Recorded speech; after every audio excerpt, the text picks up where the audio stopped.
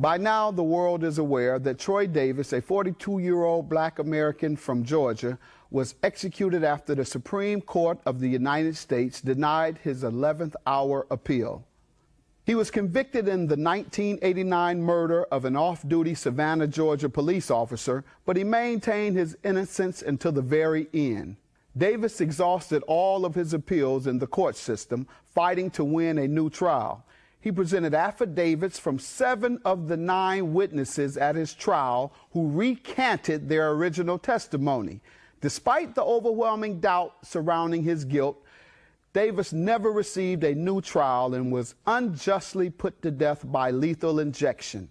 I don't like to contradict other judges, but Davis should have been granted a new trial so that he could prove his innocence. This was, without a doubt, a grave miscarriage of justice. We've long known our justice system is broken. Davis's execution shows us just how flawed the system has become. Too often, prosecutors and parole boards simply refuse to admit they are wrong or have doubts about the guilt of the accused. Our nation's governors are often unwilling to sacrifice their political careers in the name of doing the right thing. Troy Davis was failed at every step of the judicial process. America must revamp its legal system, beginning with the way we investigate and arrest suspects and continuing to the way we prosecute them and the way we handle appeals. We must not allow prosecutors to convict an individual based solely on eyewitness testimony when new evidence is introduced or witnesses recant their testimony.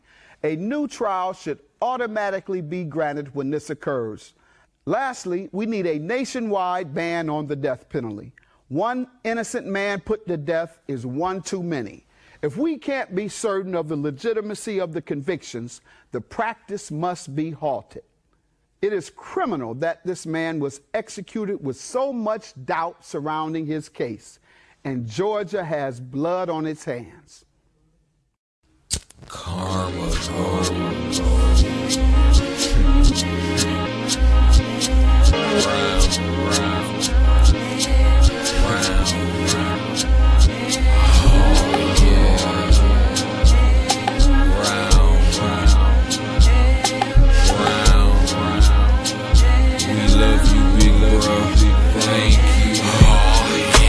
I guess I'm in a functional shock. Feel like I'm dead. Heard what they said, but can't get it through my head. I'm still breaking bills, getting chains to come feed you. Can't believe you're going more than ever I need you. And now I'm supposed to coach like you.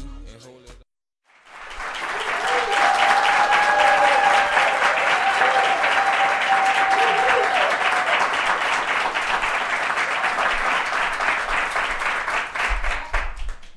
Well, hello, and welcome to the Mills Connection Show. I'm your host, Carla Mills Tatum. Today's topic is the Troy Davis story. I have attorney Gerald Griggs. How you doing? Good to be here. Thank you so much. Thank you. And I have Troy Davis's cousin, E. Red. Thank you so much for coming to the show. Thank you for having me. I don't know if everybody knows exactly the travesty, the awful thing that happened to Troy Davis, but what we're going to do today is we're going to talk about what happened, and we're going to talk about what still needs to be done. All right, Earl, tell me the story. Well, in a nutshell, it starts off in 1989, and there was a police officer was shot trying to break up a fight between a couple of people in the parking lot of Burger King and Greyhound on close down by the river in Savannah. But long story short, the police came and they did the investigation, and they had a guy who was actually there involved in the situation go say Troy did it. You know, Troy had been gone. Troy wasn't even with them at the time. They had just separated from each other and went 2 different ways. So there you go. He's not even at the scene to begin with. So long story short, they put out a manhunt for him, and they came through our neighborhood. We all stayed in the same neighborhood. They came through Cloverdale and shut the neighborhood down. There had to be about 7 or 8 police cars on every street, and the ones that wasn't in cars was on bikes or they were walking. And they were slamming anybody to the ground that resembled a certain height or anything, you know. So that pretty much took place for a couple of days, and once Troy was actually going into service. So once he found out what was going on, he came immediately back to Savannah and turned himself in. There was never any anything to do with him running or anything. He did not know he was being looked for. So he just wasn't there. Exactly, he wasn't there. So how do you know you're being looked for something that was done that you wasn't even around when it happened? So in a nutshell, that's what happened. They arrested Troy. Once he came back and turned himself in, they took him down to the Savannah Police Department and put him on the news so they can, have their day of glory. We caught him. He was a face that they had pasted to this crime already. So you got to think, Savannah is not half as big as, most cities. So they had a trial there like that, but mostly white jurors. You're talking about the old school South, the old South, which is well and alive in Savannah, Georgia. So you had a trial that was like that, and before you knew it, Troy was in prison. All right, my question, I understand the story, but there's still a lot of black people in Savannah, Georgia. How can you get somebody that wasn't at the scene of the crime, didn't have a gun, wasn't there? I don't understand how he was in jail for 22 years and nobody did anything. How does that happen? How does a black man sit in jail for 22 years? Well, you have to understand how the Georgia justice system works. Trials happen very quickly based on very little evidence, and it's basically an assumption that the police arrest someone, they must have done something. We have to rush to judge and to convict. And after a conviction comes, it's very, very, very, very hard to overturn a conviction in Georgia through the Court of Appeals, through the Supreme Court, and then ultimately up to the United States Supreme Court. So this is unfortunately not a rare occurrence, so when you fail to get adequate defense, you fail to have the police adequately investigate. When you say adequate defense, do you mean he had a court-appointed attorney, or do you mean you have to have money to have a real attorney? Break it down. Well, I had to break it down. If you come from a certain economic background, you're not going to get the best representation. You're going to get potentially a public defender who's overworked and underpaid that has 800-900 cases, and you are just a police report. Where if you have a certain higher economic standing, you can pay for an attorney who actually has investigators, who actually go out and interview witnesses, who can actually recreate crime scenes, who can pay experts and can take on the state and put the state on a disadvantage. But unfortunately, for most of our young African American men, that does not happen. So you get 12 in the box and a one-way trip to Jackson. So this is nothing to play with. So all of us women that have sons, this is something we need to really pay attention to, because you got to have a lot of money. When you talk about money, how much money are you talking about for a criminal case like this? Well, it depends. Your basic criminal offense is probably going to run you $5,000 retainer. Okay. You get up into the murders, the rapes, you're getting up into $25,000, $50,000, maybe even $100,000 for an adequate defense. So for a Troy Davis case, how much money are we talking? Ooh, Times 22 years now. Oh, we're talking well into the millions. Oh, so you're saying that if you're a black person and if you're not a multimillionaire, then your child could rot in jail. But see, here's the thing we in the African American community fail to realize. It's not just one family that's on trial. It's the whole community that's on trial. So if the whole community pulls together and helps to retain attorneys out there who are not looking to get rich, but who are looking to defend, those funds can be raised, because an adequately defended case, you need an attorney, you need an investigator, and you need to go out and find the witnesses. That does not cost a lot. All right, well, I got another thing. Troy Davis, there was one eyewitness. How can you build a case on one eyewitness when Troy wasn't there? That's where I'm baffled at. Well, it wasn't a thing of eyewitness. That was a story that was fabricated. So the person who told it, the person that told it wouldn't get in trouble. To make a long story short, along with other things he's done, threatened people's lives, things of that nature. You're talking about a person who's been to jail 36 times for similar crimes in 22 years. So you're saying the real killer, still walking y'all the street. know who the real killer is? Still walking the street. He's been in jail 36 times. No, he hasn't been in jail 36 times. He's been tried and sent home 36 times. Oh my God. See, when you get in good with him, it turns into a good job. All right, well, another thing I don't understand. Now, Casey Anthony, not trying to change the story, but this is a white woman. We know that she killed her baby. She served 4 years, but she's out now. It goes back to what he just said. It goes back to the same thing. She comes from a system. She comes from a economical background where she can go out and get a good lawyer, and her family can go get all the bells and whistles she needs to get off.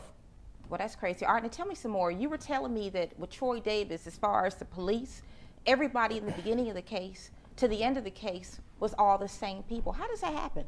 How do you have the same people from the beginning? This is a 22-year process, and you had the same people from the beginning to the end. I don't understand. Because you still have the same people that hold power. You still have the same people with all the connections they made in that same arena. The judicial system doesn't change. You know, over time they get new people, but it doesn't happen like a restaurant job will have the turnover ratio every month. It doesn't happen like that. You know, and in Savannah, they have so much power over everything. Most of our black officials are puppets, for lack of a better word. But Clarence Thomas, isn't he from Savannah? Isn't he a Supreme Court justice from Savannah, Georgia? Yeah, Were y'all able to go to him? He was also involved from the very beginning too. This is what I'm trying to tell you. All these same people were involved. They just got their jobs. They moved up the ladder over the years. Mm-hmm. That's all that happened. Yeah. That's all that happened. So, you know, I think he somewhat dealt with one of the Bush girls and got married and went to Supreme Court. Now, that's how he got his nomination or whatever. I'm not sure. But that's how it all happened. And he left Savannah, and he wasn't a loved politician in Savannah. He wasn't a wanted politician in Savannah. But, you know, still at that, we don't, you know, people in Savannah, you know, everybody is judgmental everywhere, which is a bad thing. But at the same time, his family is there. And, you know, all his family don't support what he does and who he is. So you can't give those people hell just because something someone else does in their family. All right. We have Jesse Jackson. We got Al Sharpton. I mean, we have Lowry, NAACP. What did they do? They all did, I believe, I can say the certain amount of people you just spoke of that I was in cahoots with, or the family has been in cahoots with, that we know what they have done. That's all we can speak for. Well, what did they do? He 22 years. I'm well, still a big part of what they okay. did is help get the publicity out. I mean, because that's the biggest part of the thing. It takes millions of dollars to get that kind of advertising, which we don't have, of course. So, I mean, one thing they did do, they made people conscious of it. You know, so making it aware, making people conscious of it and making people aware, it did help shed a lot of light on the situation. But was there more things that can be done? Honestly, yes, it was from everybody. But you know, you can't knock people for what they've tried to do, especially if they're doing it in a good light, you know. So. All right, Gerald, here's what I still don't understand. Y'all got to break it down for me. I mean, I understand what's going on with black men. I do. And I know that you said last show that they're building jails and prisons for us. Prison industrial complex. That's right. They're doing it now for us. But still, aren't we smart enough to see what's going on? And but still, 22 years. I guess what I'm just baffled of, 22 years. How does this happen? I think that we as a society don't really realize how real and how impactful the prison industrial complex really is. Break it down. And what I mean by that is, if you're socialized by the media to act a certain way, to dress a certain way, to affiliate yourself with a certain group of people, and then to be profiled and put into a system to be grinded up as meat, you get this result. And my problem is, and I love the activism and I love the awareness, but we're not in the courtroom. I wish, one, I could have been in the courtroom, or lawyers like me 22 years ago, to protect this injustice from ever happening at the trial. That's right. But after you get past the trial, we need to continue to fight in the appellate court and hold those judges' feet to the fire, because the law in Georgia is the same. It's just the way it's applied is the problem. So why aren't any of us, well, here's another thing then. I mean, I know plenty of black attorneys. What is the problem? What is the problem? I know tons. I work in a law firm. I know plenty of black attorneys. Why aren't we on different levels? Why aren't we doing anything? Well, the problem is, and I can't speak for all of my African-American brethren, but I think the problem is, some of it is we've arrived. Yeah. We're comfortable. Yeah. It's not going to happen to us. But then one day you cut on the TV and it does happen to you. But every day you look at the news, it's happening to us. Every single day. I got plenty of friends who've had kids. My son, and I can be honest, was arrested before. Okay, so let's be realistic. Everybody that I know who has some kids my age, not everyone, but a lot of them have been in jail for stupid things. Well, it's a cycle. All right, it's a cycle on both ends. If you do not know that there's a whole nother world past where you live, you don't know. You know what I'm saying? So it's a very simple process. If Wait you a minute, don't know, I gotta clap on that.